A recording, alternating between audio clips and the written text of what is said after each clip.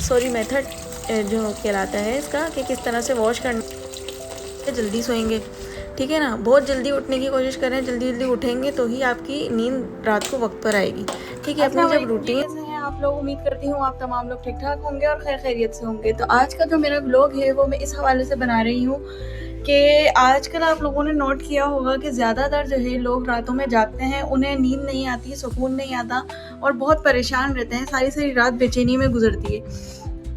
इस चीज़ का क्या हल है और इसकी क्या वजूहात हैं और आप किस तरह से एक सुकून की नींद ले सकते हैं, उसके लिए मैंने आज सोचा कि इस हवाले से वीडियो बनाई जाए, क्योंकि ये एक ऐसा टॉपिक है जिससे बहुत सारे लोग जो है ना गुजर रहे हैं और उनको प्रॉब्लम होती है। तो आज मैं सबसे पहले आ गई थी अपने किचन में और आने के बाद मैंने देखा कि मेरे पास पालक रखा हुआ था थोड़ा बहुत, तो मैंने कहा पालक भी जो है मैं काट लेती हूँ और साथ साथ जो है आपके साथ मैं इसकी जो बाकी डिटेल है वो भी शेयर करूँगी। तब तक के लिए मेरी वीडियो को लाजमी लाइक शेयर और सब्सक्राइब कीजिएगा, इसके बगैर मत जाइएगा। आप ही मेरी फैमिली हैं, आपने ही मुझे सपोर्ट करना है। तो चलें विदाउट एनी टॉपिक की तरफ आ जाते हैं। अच्छा, मेरी जो आदत है ना, चाहे आंधी आए या तूफान आए या बारिश आ जाए या ज़लज़ले आ जाए, चाहे कैसी भी सिचुएशन हो ना, मुझे ना बस ये होता है कि बस अगर टाइम रात का हो गया ना, सोने का टाइम हो गया, यानी कि बस माइंड को मैंने ये एक्सेप्ट किया हुआ है, मेरे माइंड ने ये एक्सेप्ट किया हुआ है कि बस रात हो गई ना, हल्का सा भी अंधेरा हुआ है तो मतलब ये हुआ कि सो जाएं। यानी कि वही बचपन वाली आदत जो होती है ना कि भाई रात हो गई, अब सोने का टाइम हो चुका है, अब हमने सोना है, चाहे कुछ भी हो जाए, दुनिया इधर से उधर हो जाए, हमने सोना है, ठीक है। चाहे कितना ही स्ट्रेस हो, लड़ाई झगड़े हो जाए, कुछ भी हो जाए, हस्बैंड वाइफ की में तो थोड़ी बहुत नोकझोंक होती रहती है, कोई भी बात हो, बस थोड़ी देर बाद लड़ने झगड़ने के बाद नींद आ जाती है। लेकिन ये है कि अपनी रूटीन, जाहिर सी बात है, बचपन से मेरे माइंड ने ये चीज़ एक्सेप्ट की हुई है कि भाई मुझे जो है सोना है, और जैसे ही हल्का सा भी रोशनी आएगी या फिर दिन हो जाएगा तो बस मेरे माइंड ने ये एक्सेप्ट किया हुआ है कि मुझे उठना है। लेकिन बहुत सारे लोग जहाँ मेरी तरह नहीं होते हैं, हर शख्स की आदत अलग होती है। अल्लाह पाक ने हर इंडिविजुअल को डिफरेंट हैबिट के साथ, डिफरेंट चीज़ों के साथ पैदा किया है। तो बहुत सारे लोग, मेरी बहनें, मेरे भाई ऐसे हैं जो रात में जो है सुकून की नींद नहीं ले पाते, किसी स्ट्रेस की वजह से, किसी परेशानी की वजह से, या फिर उनके साथ कोई ना कोई ज़िंदगी में ऐसे हालात और वाक़यात पेश आए हैं जिनकी वजह से उन्हें कई रातों तक जागना पड़ा, और अब उनका जो माइंड है ना वो इस बात को एक्सेप्ट ही नहीं कर पाता है कि मुझे अब रात में सोना है। वो डरते हैं रात में सोने से। लेकिन इस चीज़ का भी हल है, जो चीज़ मैं अडॉप्ट करती हूँ, वैसे तो खैर मुझे ज़रूरत पड़ती नहीं है, अल्हम्दुलिल्लाह खुद ही नींद आ जाती है।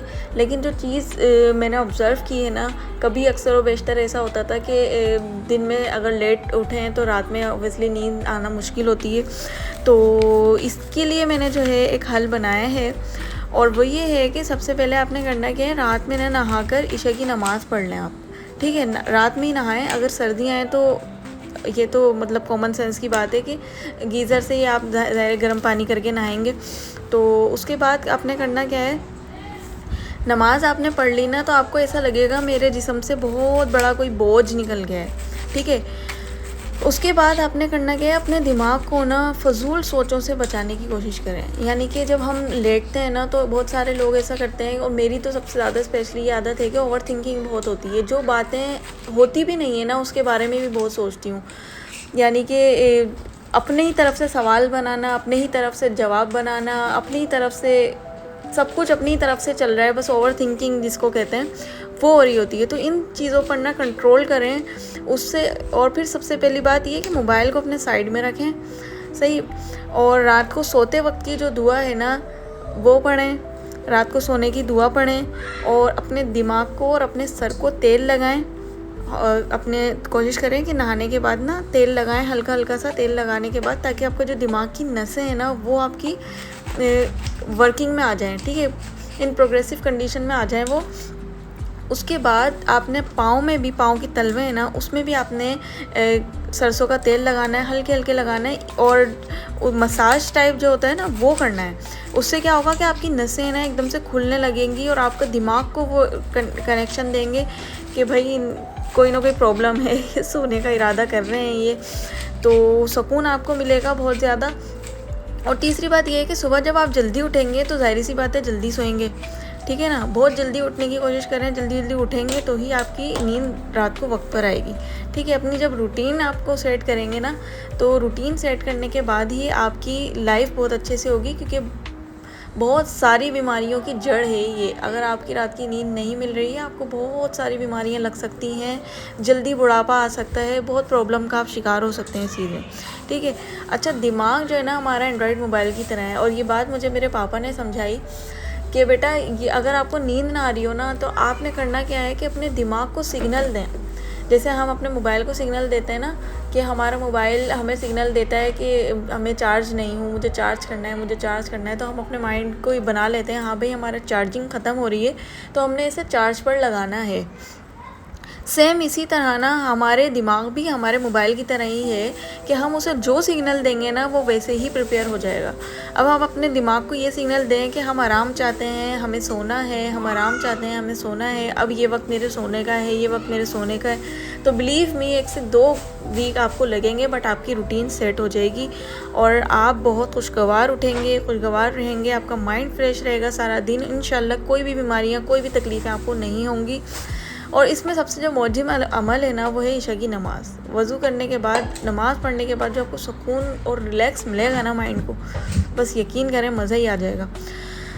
चलें अब टॉपिक से हटकर थोड़ा सा मेरे घर की रूटीन की तरफ आ जाते हैं। तो मैं आज जो है ये पालक धो रही थी, तो मैंने सोचा आप लोगों के साथ इसकी भी रेसिपी शेयर की जाए कि इसे किस तरह से मेथड जो कहलाता है इसका, कि किस तरह से वॉश करना है। कुछ लोग ना इसे ऐसे ही धोकर ना डायरेक्ट पकाने लग जाते हैं। उससे क्या होता है कि इसमें बहुत सारे मिट्टी के ज़र्रात होते हैं और वो हमारे खानों में आकर उसको किरकिरा कर देते हैं। इसीलिए जो है सबसे पहले आपने काट कर इसे एक भगोने में, जो है ना जिस तरह से मैंने भिगोया हुआ है, इसे भगोने में भिगोकर पानी के साथ उस तकरीबन 10 से 15 मिनट के लिए ठहरने के लिए छोड़ दें, ताकि जो मिट्टी है ना इसकी वो सब नीचे बैठ जाए।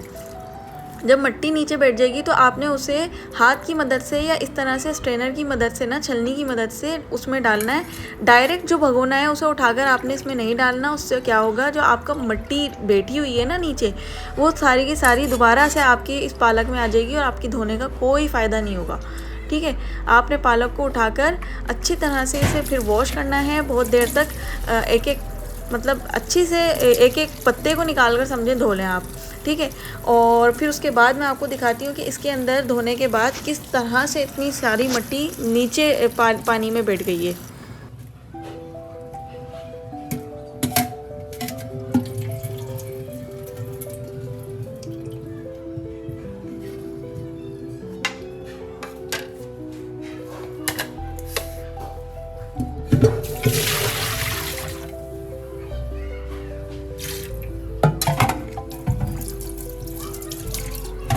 उसके बाद आपने करना क्या है, उसे किसी छलनी में डालकर, पालक वगैरह को छलनी में डालकर उसके नीचे एक ट्रे लाजमी रख दिएगा, ताकि अगर उसका जो रेस्ट ओवर पानी है ना वो आपके सहन में या कहीं पर भी ना लगे।